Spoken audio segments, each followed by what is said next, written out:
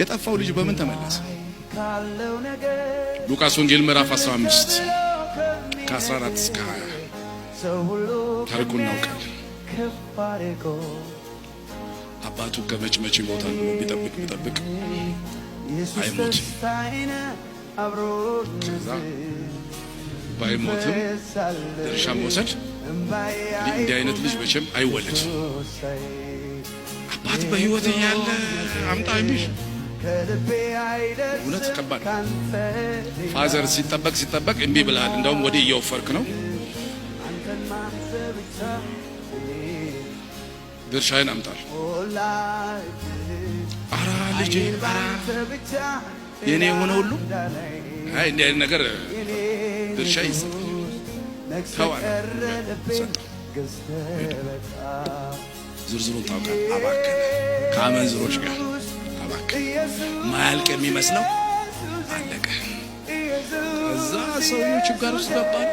የሚበላውን አጣ። የሰው ማዕድ አጥቶ የእሪያ ማዕድ ተመኘ።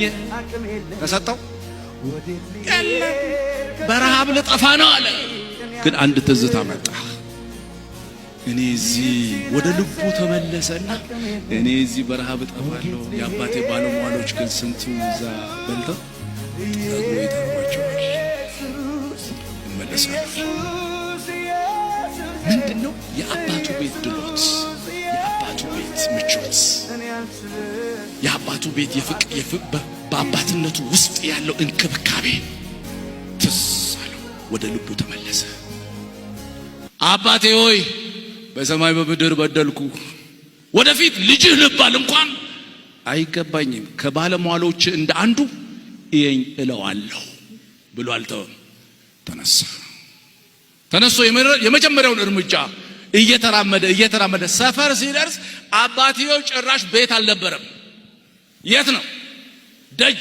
ምንድነው የሚያሳየው? ልጄ እኮ ዕቃው ሸክፎ በዚህ ነበር የወጣው፣ ምናልባት ይመለስ ይሆናል የሚል ጥበቃ ይመስላል። ደጅ ነው ያለው።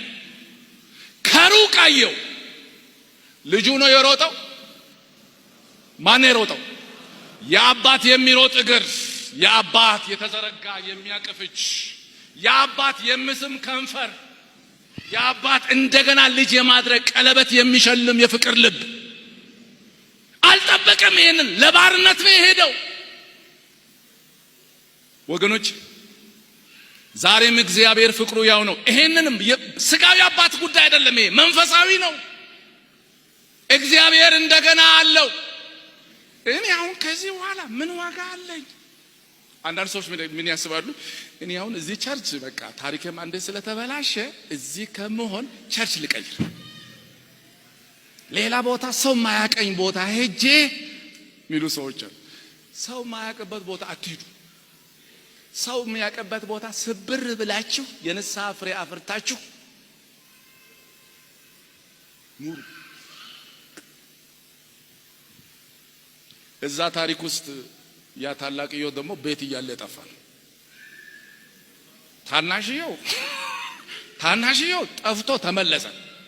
ታላቅየው ጠፍቶ ወደ ቤት ግባ ሲባል አልገባም። አረ ደስ ይበል። ምን ደስ ይለኛል? እኔ ላንተ አፈር እየጋጥኩ እዚህ ስንት ነገር እያደረኩ አንድ ቀን እንኳን ጠቦት አልሰጠም። ይሄ የማንም እንትን ጨርሶ መጥቶ ለሱ ግን አንተ ምን አይነት አባት ነህ? ብዙ ሰዎች ቤት እያሉ ነው የጠፉት። ይሄ ደግሞ ጠፍቶ ውጪ ሄዶ ተመለሰ።